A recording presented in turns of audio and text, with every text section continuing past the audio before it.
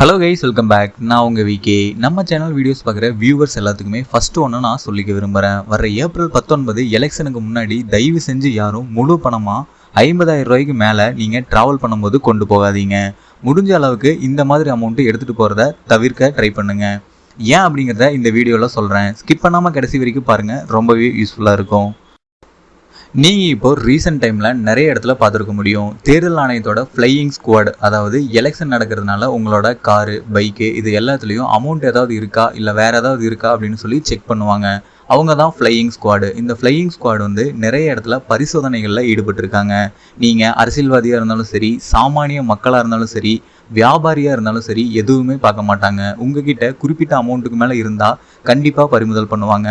இதுக்கு ஒரு பெரிய உதாரணம் அப்படின்னு பார்த்தீங்கன்னா, கடந்த ஒரு வாரத்துக்கு முன்னாடி பஞ்சாப்ல இருந்து ஒரு ஃபேமிலி ஊட்டிக்கு டூர் வந்திருக்காங்க. வந்தப்போ அவங்க கிட்ட கிட்டத்தட்ட ஒரு 65,000 ரூபாய் வந்து கேஷ் வந்து வச்சிருந்திருக்காங்க. நார்மலாக தமிழ்நாட்டிலேருந்து நம்ம ஊட்டிக்கு போகணும் அப்படின்னாவே கொஞ்சம் அமௌண்ட் அதிகமாக 20,000 ரூபாய்க்கு மேலேயாவது வச்சிருக்கணும். இந்த ஒரு சமயத்தில் பஞ்சாப்ல இருந்து ஊட்டிக்கு வரவங்க கிட்டத்தட்ட 60,000 ரூபாய்க்கு மேலே கொண்டு வந்திருக்காங்க. இவங்க மேலே நடவடிக்கை எடுக்கப்பட்டு அவங்களோட பணம் வந்து பறிமுதல் செய்யப்பட்டிருக்கு. இதுக்காக அந்த ஃபேமிலி ரொம்பவே ஃபீல் பண்ணியிருக்காங்க. சம்மர் டைமில் சந்தோஷமாக இருக்கணும்னு சொல்லி ட்ரிப் வந்த ஃபேமிலிக்கு சங்கடமான விஷயமா இந்த அமௌண்ட் பறிமுதல் வந்து நடந்திருக்கு.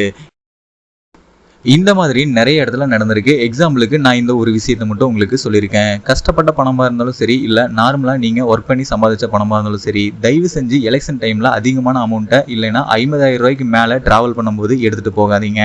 சப்போஸ் அப்படி எடுத்துகிட்டு போயிருந்தீங்க அப்படின்னா அமௌண்ட் பறிமுதல் பண்ணப்பட்டுச்சு அப்படிங்கிற சமயத்தில் நீங்கள் எதுக்காக அந்த அமௌண்ட்டை கொண்டு போனீங்க அப்படிங்கிறதுக்கான ப்ராப்பர் டாக்குமெண்ட்டை நீங்கள் கம்பல்சரி கொண்டு போங்க. அந்த மாதிரி ப்ராப்பர் டாக்குமெண்ட் இருந்துச்சு அப்படிங்கிற சமயத்தில் நீங்கள் அதை கேட்டு வாங்கிக்க முடியும். அதே மாதிரி உங்ககிட்ட கம்மியாக 49,000 ரூபாய் தான் இருந்துச்சு அப்படிங்கிற சமயத்தில் அதையும் நீங்கள் திருப்பி வாங்கிக்க முடியும். எப்படி அப்படின்னா, எலெக்ஷன் ரூல்ஸ் படி 50,000 ரூபாய்க்கு மேலே வந்து நீங்கள் அமௌண்ட் கொண்டு போனால் தான் உங்ககிட்ட பறிமுதல் பண்ணுவாங்க. சப்போஸ் உங்ககிட்ட 49,000 ரூபா தான் இருக்குது அப்படிங்கிற சமயத்தில் அந்த அமௌண்ட்டை வந்து அவங்க பறிமுதல் பண்ணாங்கன்னா நீங்கள் எலெக்ஷன் ரூல்ஸ் படி நீங்கள் திரும்பி வாங்கிக்க முடியும். இருந்தாலும் இந்த ஒரு தருணத்தில் நான் ஒரு சின்ன விஷயத்த சொல்லிக்க விரும்புகிறேன். முடிஞ்ச அளவுக்கு எலெக்ஷன் முடிகிற வரைக்கும் பணம் அதிகமாக வெளியே கொண்டு போகிறத தவிர்த்துக்கோங்க. அப்படியே கொண்டு போனாலும் அதுக்கு ப்ராப்பர் டாக்குமெண்ட் கொண்டு போங்க. எதுக்கு ரிஸ்க் அப்படின்னு நினச்சிங்கன்னா தயவு செஞ்சு பணமே கொண்டு போகாதீங்க.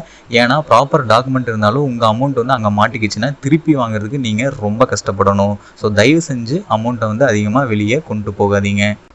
ஃபைனலாக நான் சொன்ன இந்த டீட்டெயில்ஸ் எல்லாமே உங்களுக்கு ரொம்பவே யூஸ்ஃபுல்லாக இருந்திருக்கும்னு நினைக்கிறேன். அப்படி இருந்திருந்தால் இந்த வீடியோக்கு ஒரு லைக் பண்ணிவிட்டு இந்த மாதிரி பணம் சம்மந்தப்பட்ட ஒவ்வொரு விஷயத்தையும் தெரிஞ்சுக்கிறதுக்கு நம்ம சேனலை யாரும் சப்ஸ்கிரைப் பண்ணாமல் இருந்தீங்கன்னா மறக்காமல் போய் சப்ஸ்கிரைப் பண்ணிக்கோங்க. அப்படியே பக்கத்தில் இருக்க பெல் பட்டனையும் கிளிக் பண்ணிடுங்க. அப்போ தான் நான் போடுற ஒவ்வொரு பயனுள்ள வீடியோவும் உங்களுக்கு உடனுக்குடனே நோட்டிஃபிகேஷன்லாம் வந்து சேரும்.